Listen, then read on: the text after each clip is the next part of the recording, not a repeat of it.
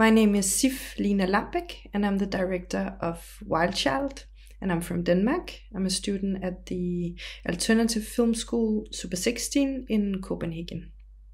So the film takes place in a near future world where Earth has killed all adults. So there is only kids left in this world because Earth has punished the adults for not taking proper care of the planet. So we follow a group of kids who is living by themselves in this very rough area where they try to survive without any adults to take care of them.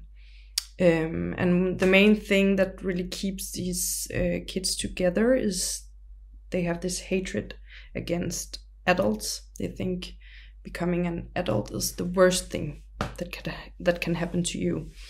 And then our main character, Barbie, she gets her period, and now she's facing impending adulthood. So the film is about how you can grow up in a world that's going down, and it's about the desire to do things differently, but at the same time, it can be really difficult, and you can repeat some of the same mistakes because it's just very human. So the idea for Wild Child actually started out as an experiment because at Super 16 we don't have any permanent teachers. We do like all the administration and the logistic about teaching and stuff. We do that ourselves. And then we decided in my class to make this common frame for our midterm film that ended up being high, that we all wanted to make high concept films. So every midterm film should start out with the sentence, what if? So the what if sentence for Wild Child became, what if all adults were dead?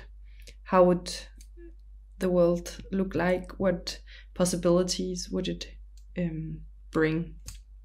So it was like, when we decided to go with this theme, this high concept what if theme for midterm, then I could feel that I wanted to do something about climate change. But I think it's difficult to make fiction about climate change because I didn't want to do a film that was like moral or like you have to do this or that. I more wanted to make a film about the feeling, the existential feeling of growing up in a world that is going under. And then I watched a film that I really like. It's a Russian documentary called Something Better to Come. It's a very, very beautiful film where you follow a group of, mostly one kid, a young kid, for several years in a dumpster outside Moscow. And I got really inspired by how these, especially the kids who's growing up in these really rough circumstances, still have dreams and like dye their hair in different colors and think a lot about how they look and fall in love and have all these daily life longings and thoughts. And I got just really inspired by that, and So I wanted to make like a sci-fi that looked very authentic, and I wanted the kids to be like really strong and powerful, because they are like the future in this world, and they can do so much, but they are at the same time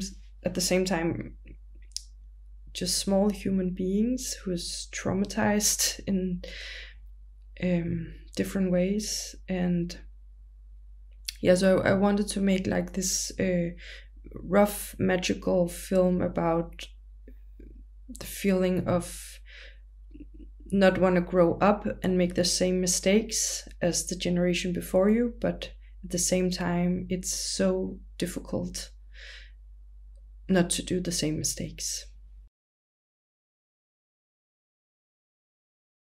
For this film, we wanted to create this children's world.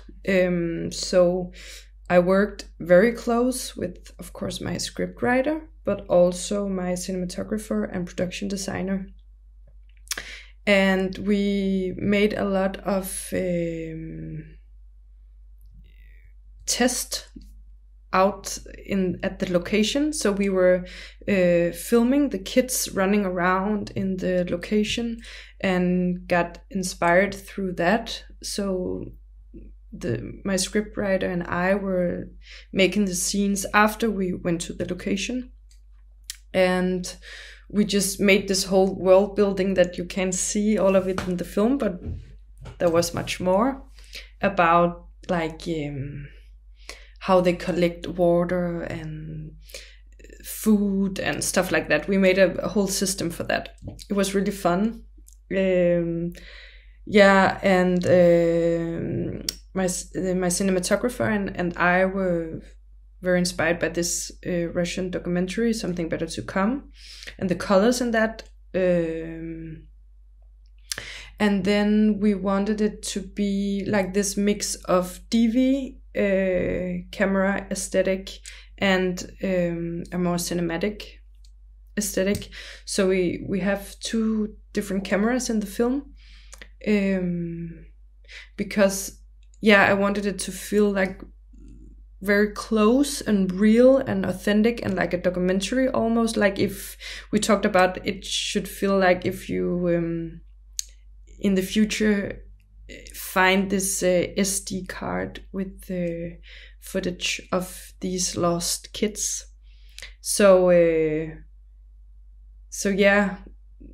gave them the camera for test shooting, and they were running around, and we got inspired by that. And then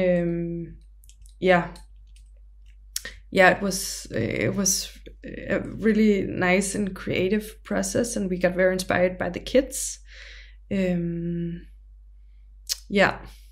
So we were like a team of me and the scriptwriter and the cinematographer and production designer who worked very close during the whole development of the story and the universe.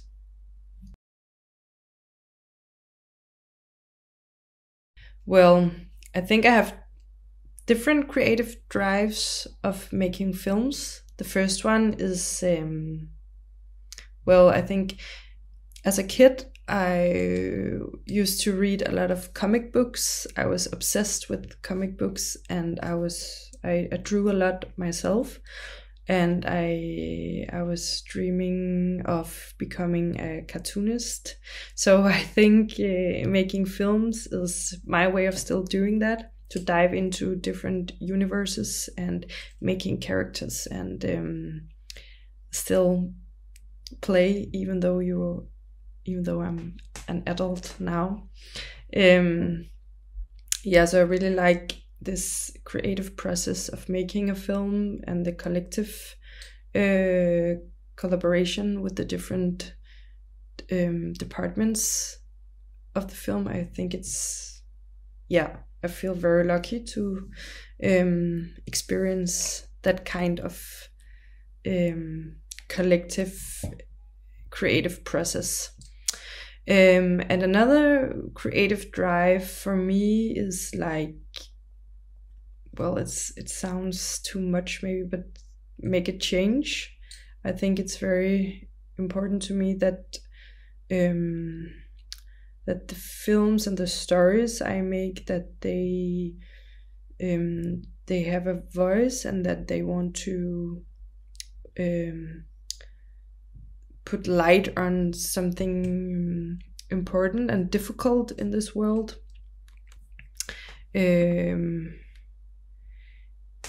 Yeah, like the inspiration for Wild Child came from climate change and the climate crisis, but it has also taken a new meaning for me now in connection to what's going on in Gaza.